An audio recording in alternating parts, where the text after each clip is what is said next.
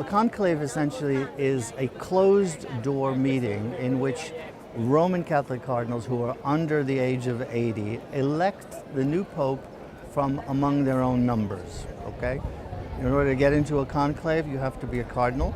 In order to get into a conclave, you have to be under 80 years old.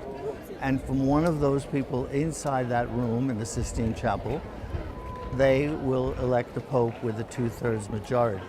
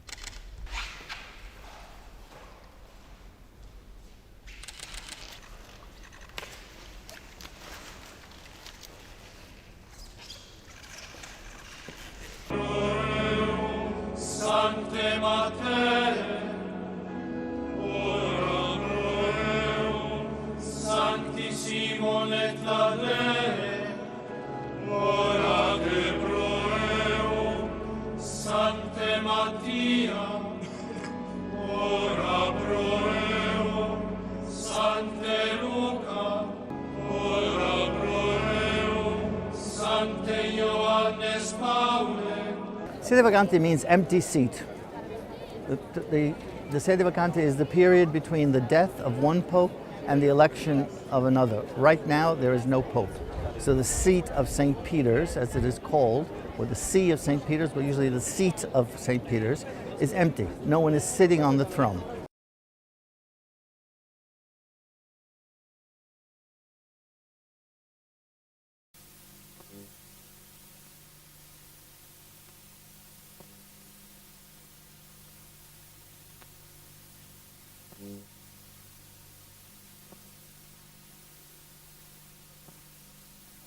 What happens inside is that each of the cardinals writes on a slip of paper which says in Latin something along the lines, "I choose as Pope so-and-so." They write it down in their own handwriting, and they are encouraged to masquerade their handwriting. Then these votes are counted, and if there are enough, a new pope has been elected. If there are not enough, they go to another vote.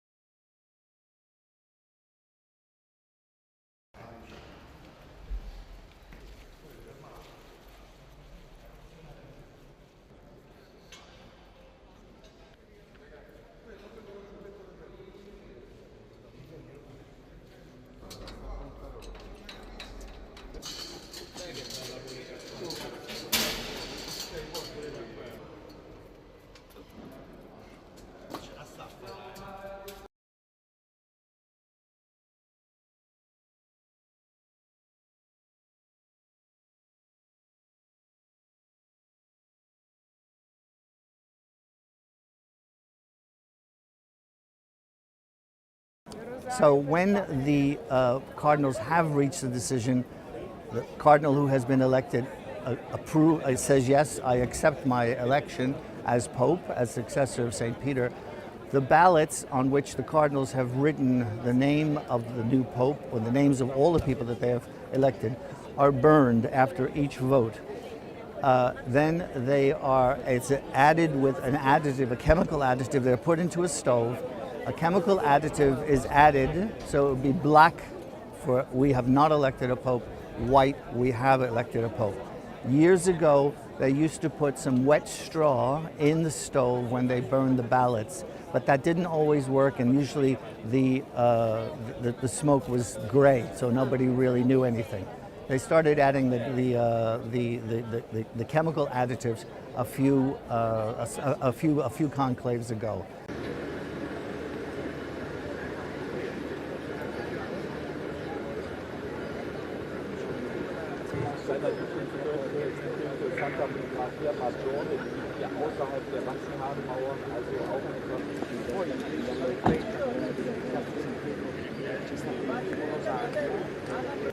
He goes in to a room which is on the side of the Sistine Chapel. It's a very, very small room, which has come to be known as the room of tears. La stanza delle lacrime, which is Italian for the room of tears, because of the emotional impact of having just been elected. That is what it's called. In that room are 3 white cassocks, papal robes, in 3 different sizes, essentially, to be very simple: small, medium, and large.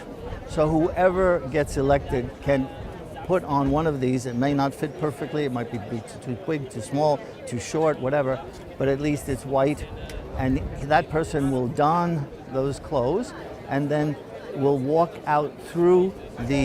from the Sistine Chapel around the Vatican into St. Peter's Basilica, into St. Peter's Basilica, behind the central lodge, and then will come out of the balcony windows after a cardinal announces to the crowd, "Habemus Papam." Says, "I have news of great joy," in Latin. "Habemus Papam," we have a Pope.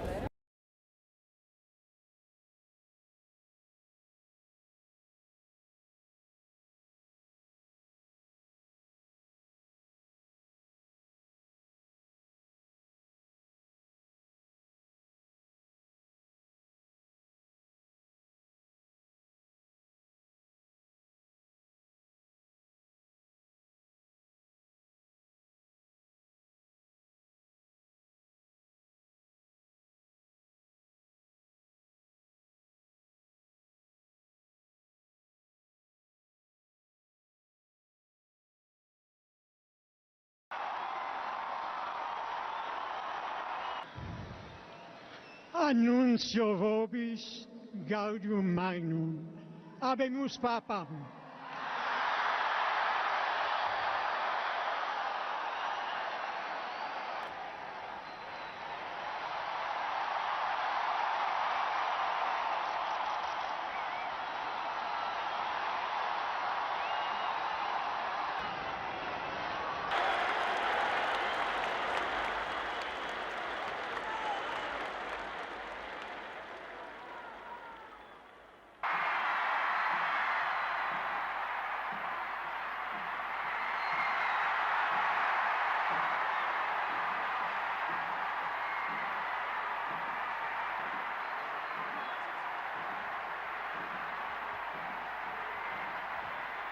It's difficult to say who's going to be elected Pope. There's a number of people who have emerged as favorites, more in the press than anywhere else.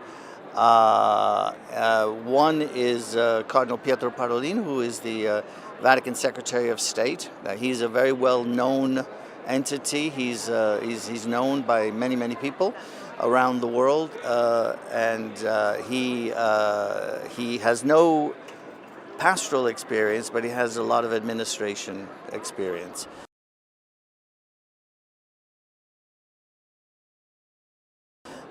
One of the other contenders is Cardinal Tagle of the Philippines, who is His personality is more like that of John Paul II or Francis, more of a kind of a spunky personality. He's a very lively person. He would be the first pope from what is now considered Asia.